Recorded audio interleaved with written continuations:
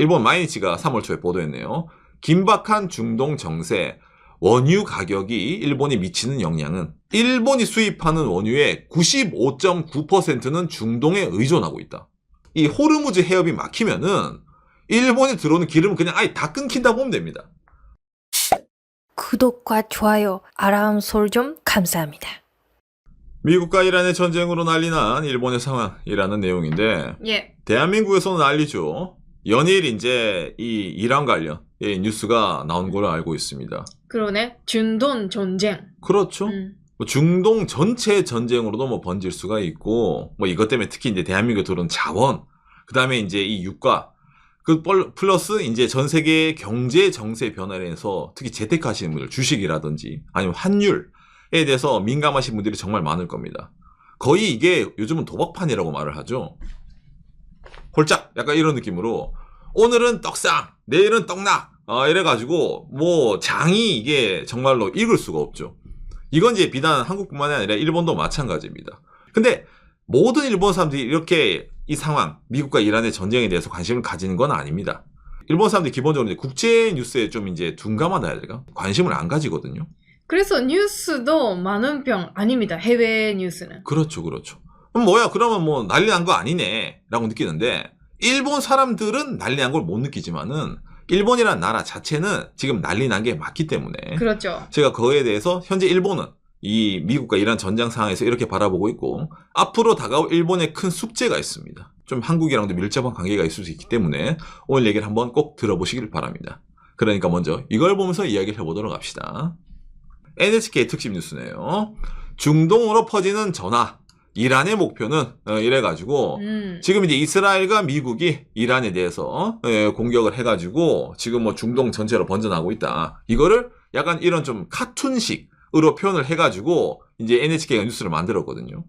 뭐 물론 이제 이 뉴스뿐만이 아니라 전체적으로 이란 정세라 이래가지고 실시간으로 뉴스가 많이 올라옵니다. 그중에 특히 이제 요 최근에는 이거죠.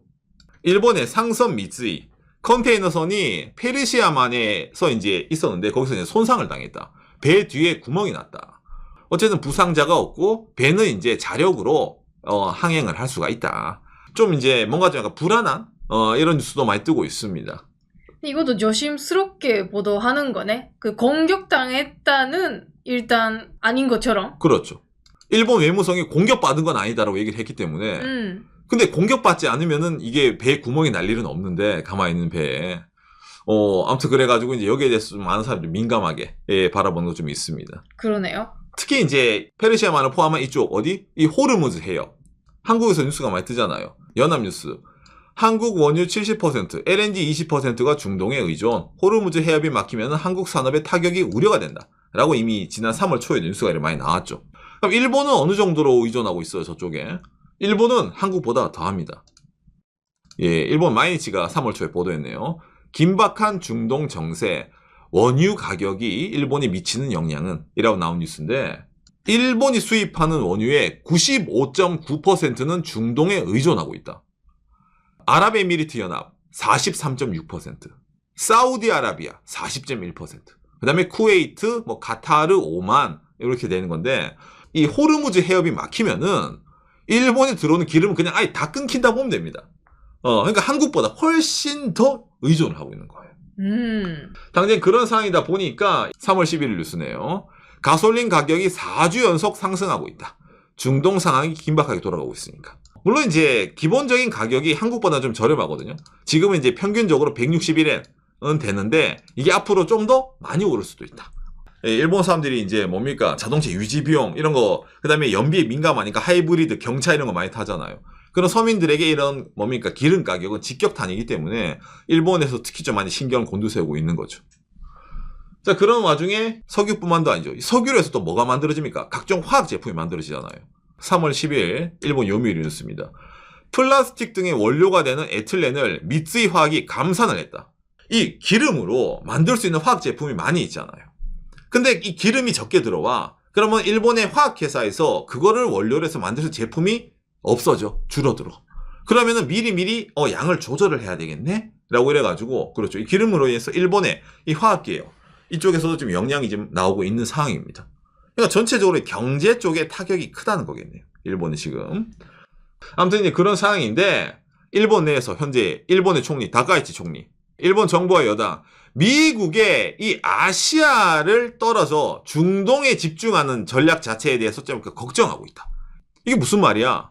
여러분 일본이 지금 중국이랑 관계가 안 좋죠. 생각해보니 그렇다. 박간의 영상을 두둔. 보시면 아시겠지만은 최근이랑 중국이랑 티격태격하고 있습니다. 뭡니까? 중국이 일본 수출 규제를 했니? 관광객을 안 보내니? 이래가지고 중국에 대해서 일본이 좀 지금 신경을 곤두세우고 있는 상황인데 예. 여기에 플러스 해가지고 뭡니까? 이제 트럼프 대통령이 이스라엘이랑 손잡고 지금 중동을 바라보고 있네? 이건 일본에서 재미가 없어요. 왜? 중국을 견제하기 위해 가지고 미국이 절실한데 지금 미국 입장에서는 중국은 제쳐두고 중동을 봐야 된단 말이야. 그러면 이제 중국을 어떻게 보면 일본 혼자 상대해야 되잖아요. 그래가지고 이것 때문에 지금 이 다카이치 총리가 뭡니까? 미국에게 좀 뭔가 부탁을 해야 될 수 있는 상황이다. 라는 이런 뉴스가 뜨는 겁니다. 3월 19일 날 미국에서 미일 정상회담이 예정되어 있습니다. 예. 원래는 계획은 다카이치 총리가 가가지고 지금 중국이랑 우리가 사이가 안 좋아요. 미국 선생님, 좀 어떻게 도와주세요. 이런 거 있잖아요. 그거를 좀 얘기하면서, 그 다음에 관세는 도장 잘 찍을게. 돈 낼게. 돈 줄게. 이런 거 있잖아. 원래 그걸 흔히 말하는 단도리를 하려고 이번에 딱 스케줄을 잡아둔 거였거든요. 그러네. 트럼프 대통령이 중국 가기 전에 좀 생각을 맞추자. 근데 오히려 지금 미국은 뭐야? 중동에 대해 관심이 많아. 그런 상황이다 보니까 한국의 뉴스가 떴죠. 한국일보. 트럼프 자위대 호르무즈 파견 요청할까? 갑자기 이제 일본에 대해 가지고 새로운 요구가 생길 수도 있다. 라는 것 때문에 일본에서 이게 지금 제일 큰 화제거든요. 상케이가 보도했네요. 이란 정세 자위대 파견의 판단은? 어쨌든 트럼프 대통령은 다카이 총리에게 아마 호르무즈 관련 얘기를 할 거예요. 일본이 자위대가 가서 유조선을 예를 들어 호위를 하라라든지 있잖아요. 그런데 볼을 던질 것 같은데 일본 입장에서 이게 왜 복잡하냐면은 니케이가 또 보도를 했죠. 자위대 호르무즈 해협에 출동 가능한가? 일단 첫 번째. 지금 미국이 이란을 친 게 대통령이 권한으로 의회 승인을 안 받고 그냥 먼저 후다닥 때린 거예요. 그러니까 이게 국제법적으로 미국의 저 공격 자체가 불법인가요? 불법이 아닌가요? 이게 좀 애매하잖아요. 그러면 일단 이게 자위대를 파견하기 힘듭니다. 그리고 하나 더.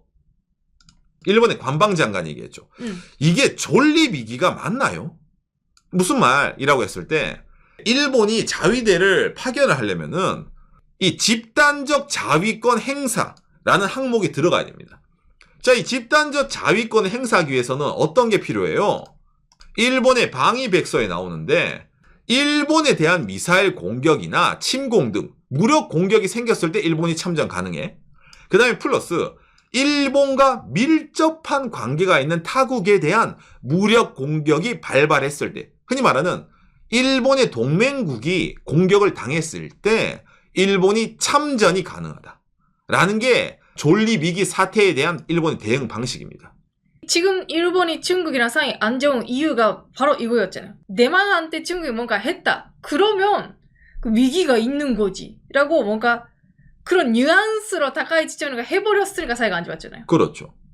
자, 그러면은 이번에 이란과 미국 사태는 일본의 존립 위기일까? 아닐까? 그게 논쟁이란 말이에요. 예. 그런 점에서 일단 지금은 존립 위기가 아니다. 아니다. 라고 일본 정부가 얘기를 했거든요.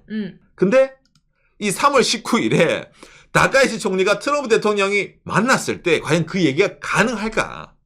당장에 예전에 미군 기지 갔을 때도 옆에 딱 붙어가지고 재팬 아메리카 예 이거 했기 때문에 예. 이것도 가서 분위기에 휩쓸릴 수 있거든요. 지금 전쟁 자체가 3월 19일 이전에 휴전이 나올 가능성은 거의 없잖아요. 그죠? 지금도 트럼프 대통령 전쟁 끝났다 이러면 하지만은 그래도 누가 보더라도 오래 갈 것 같단 말이에요. 그러니까 이 3월 19일에 일본에게는 필히 큰 숙제가 올 것이다. 그럼 이것뿐만 아니라 플러스 하나 더 있죠. 일본과 이란과의 관계입니다. 여러분 이거 기억하십니까? 지난 2019년도 트럼프 대통령 1기잖아요.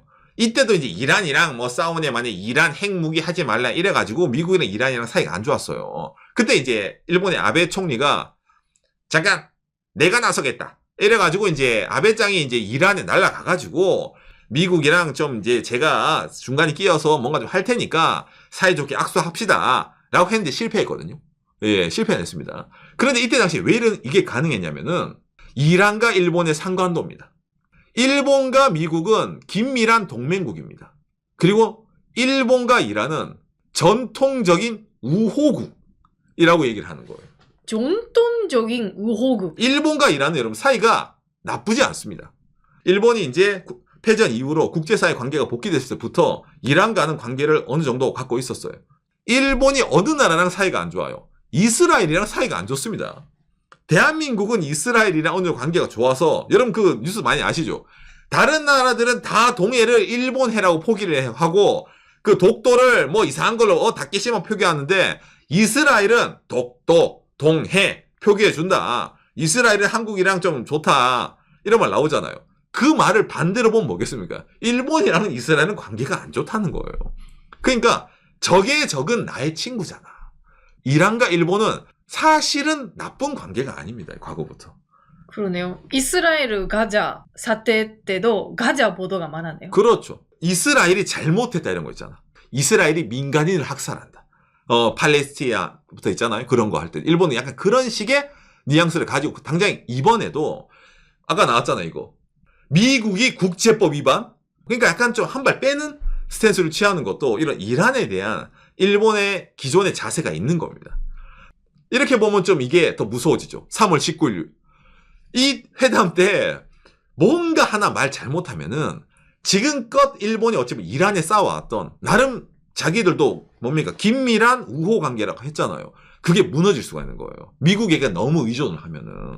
근데 지금 이 다카이치 사나이 총리를 봤을 때는 앞만 보더라도 뭔가 간을 주고 쓸개를 주고 뭘 할 것 같단 말이야. 일본 입장에서는 상당히 이번 중동 정세가 여러모로 좀 불편하게 다가오고 있는 게 사실이라는 겁니다.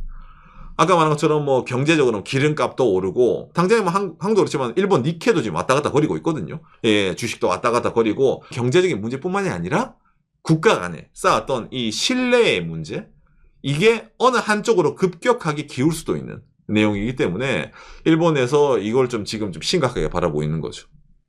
당장에 뭐 3월 19일 미일 정상회담이 앞으로의 일본의 방위, 경제, 그 다음에 일본의 국제관계를 한 방에 바꿔놓을 수도 있는 거다 보니까 이 미국과 이란의 전쟁이 좀 여러모로 일본에 큰 영향을 주고 있다.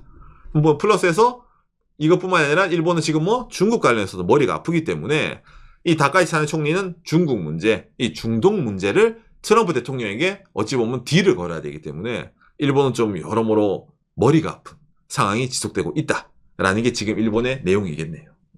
오늘 내용이 여러분들의 참고가 됐으면 좋겠네요. 감사합니다. 요시. 트럼프 대통령 말 그대로 뭐 끝났다라고 누구나 믿을 수 있는 그런 날이 오면 좋겠네요. 바로. 저도 그렇게 생각을 되는데 근데 먼저 때리고 아프냐? 야 우리 이제 끝내자. 끝낼 때 잔이 없죠. 그런 식으로 중동 문제가 쉽게 해결될 것 같으면은 과거의 걸프 전쟁이라든지 그 이후에 아프가니스탄이라든지 이라크 그렇게 길게 갈 일이 없잖아요. 중동 문제가. 그래서 이번에도 많은 사람들이 야, 이거는 길게 갈 것 같다. 라는 식으로 말이 나오고 있기 때문에 일본 내에서도 여기에 좀 어느 정도 대비를 해야 된다라는 말이 나오는 겁니다. 전체적으로 자원을 해외에 의존하고 있는 나라이기 때문에 한국이나 일본은 이런 해상 수송로가 막힌다는 것 자체, 그 다음에 또 예를 항공로가 막힌다는 것 자체가 큰 위협으로 다가올 수 있는 거 아니겠습니까? 국가 경제에 있어서. 그러면서 우리나라 사람들은 재테크 하시는 분들이 많고 하다 보니까 이런 국제관계에 대해서 민감한 분들이 많은데 일본은 꼭 그렇지가 않다 보니까 이걸 단순하게 좀 뭡니까? 아니 뭐 지금 뭐 기름이 오르면 뭐야? 일본 정부가 보조금 써서 낮춰주겠지라든지 뭐 이거 금방 끝나는 거 아니야? 중동은 맨날 그러니까 라든지 좀 쉽게 바라보는 사람도 일본에 많이 있거든요. 예, 그렇기 때문에 이게 문제가 길어지면 길어질수록 일본이 오히려 한국보다 원유에 의존하는 게 크다 보니까 중동에 일본이 받을 타격이 훨씬 더 커지거든요, 사실은.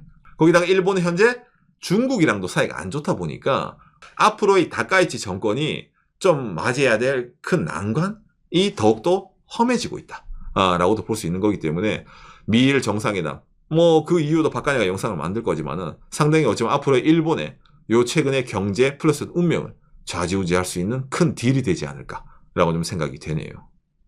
미국과의 동맹에 대해서도 제대로 생각해야 되는 시기가 왔지 않을까라는 아, 말까지 하는 분도 있습니다. 그러니까 의구심이 생기는 거죠. 일본이 미국이랑 사이좋게 지내는 것도 미국이 자기 등 뒤를 봐주고 있으니까. 예, 일본을 도와줄 거라 생각하니까 미일 관계가 유지가 되는 거지. 일본 입장에서 미국이 오히려 자기를 위협할 수 있다. 도와주지 않는다라고 하면은 이 미일 관계가 다시금 재정립될 수 있는 그런 식으로도 일본이 마련하고 있는 겁니다. 그 정도 일본이 이 섬나라잖아요. 지진도 많고 불안하지 않습니까? 당장 그러다 보니까 원전도 잘 못 돌려요, 요즘은. 저번 3.11 지진 이후로. 그런 상황에서 에너지, 해외에 있는 석유라든지 가스 의존도가 높은데, 그거를 미국은 우린 모르겠고, 돈이야 내나, 군사나 내나 이러면은, 갑자기 뭡니까? 일본이 점 찍고 와가지고, 리멤버, 비어 하버 될 수 있는 거예요, 진짜.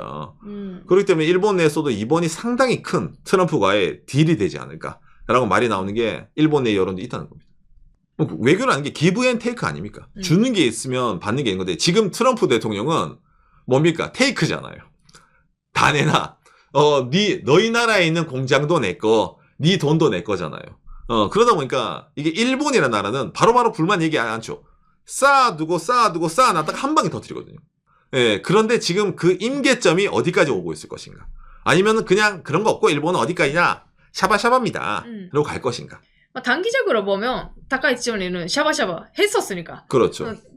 지금도 그거는 유지할 건데 장기적으로 봤을 때는 좀 여러 가지 생각해야 되지 않을까라는 그렇죠. 그런 말이 나오고 있네요. 그렇죠. 여러모로 국제 관계가 많이 복잡해지는 요즘 상황이라는 겁니다. 그렇죠.